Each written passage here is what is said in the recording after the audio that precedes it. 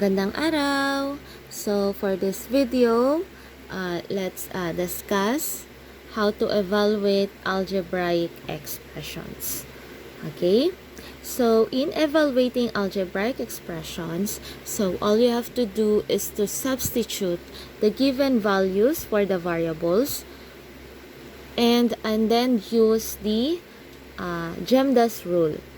So for others, it is PEMDAS. For others, it is GEMDAS rule. Okay, so let's begin with the first given here.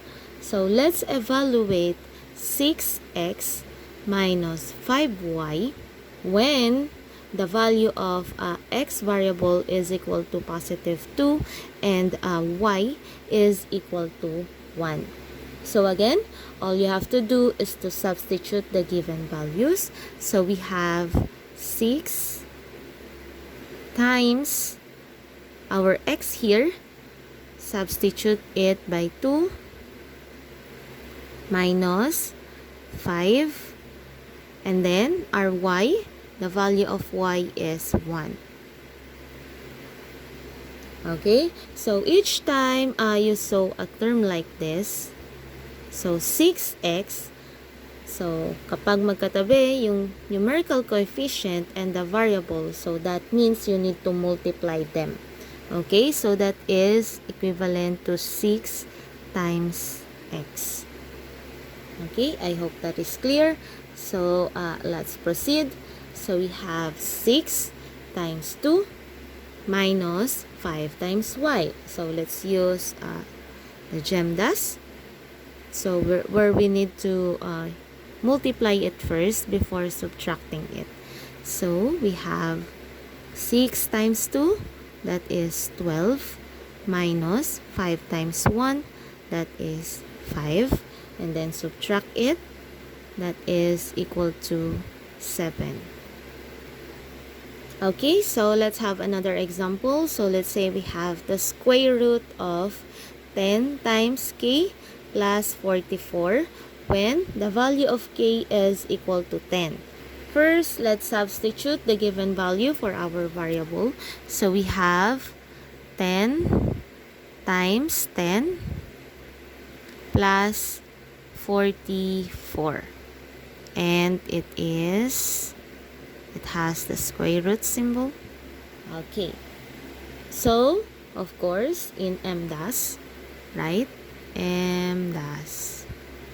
Multiplication, division, addition, subtraction. So, we begin with the multiplication.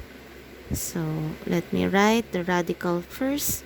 So, 10 times 10, that is equal to 100 plus 44. Okay, so that is equal to square root of 100 plus 44, that is 144. And since 144 is a perfect square, we may simplify it. So the square root of 144 is equal to 12. So the answer here is 12. Okay, so for our next given here is that we have the product of n squared times b minus by the sum of p and r. Okay?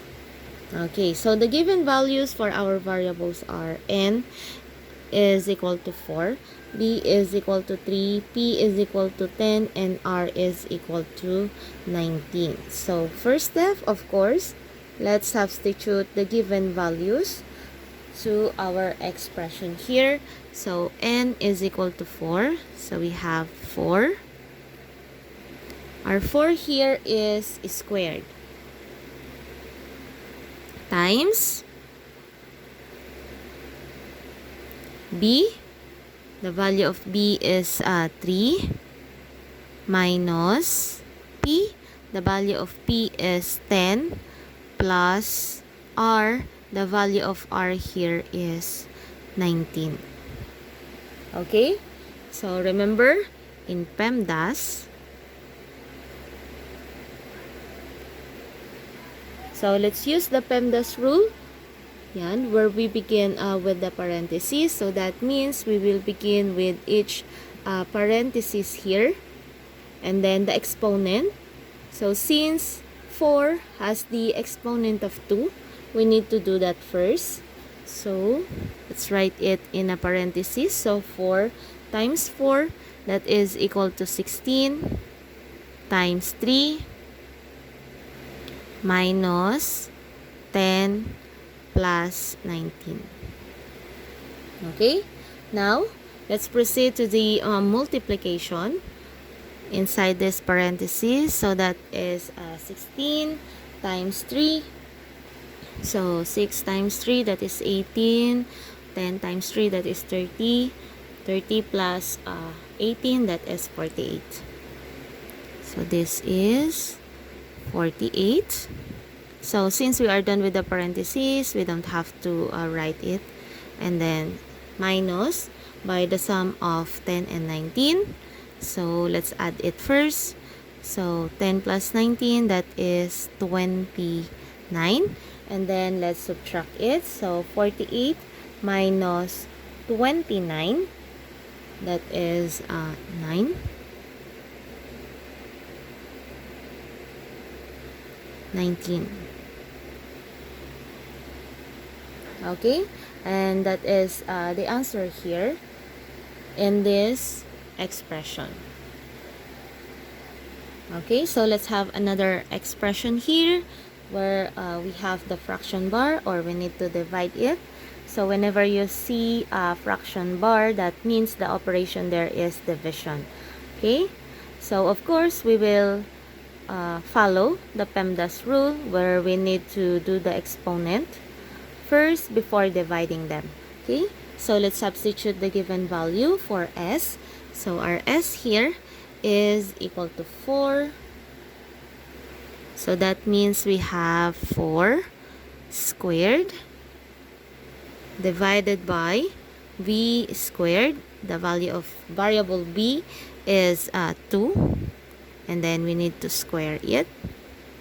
So 4 squared, that is 4 times 4.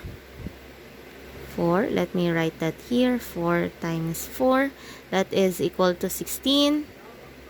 And then for 2 squared, so that is 2 times 2, that is equal to 4. And then simplify it. So both of them are divisible by 4. So 16 divided by 4, that is equal to 4. Okay, so that's how you evaluate algebraic expressions. So again, all you have to do is to substitute the given values for the variables and then follow the PEMDAS rule, where you need to begin with the parentheses, the exponent, multiplication or division, and addition or subtraction. Okay, so I hope you learned something from this video, and thank you for watching. Bye.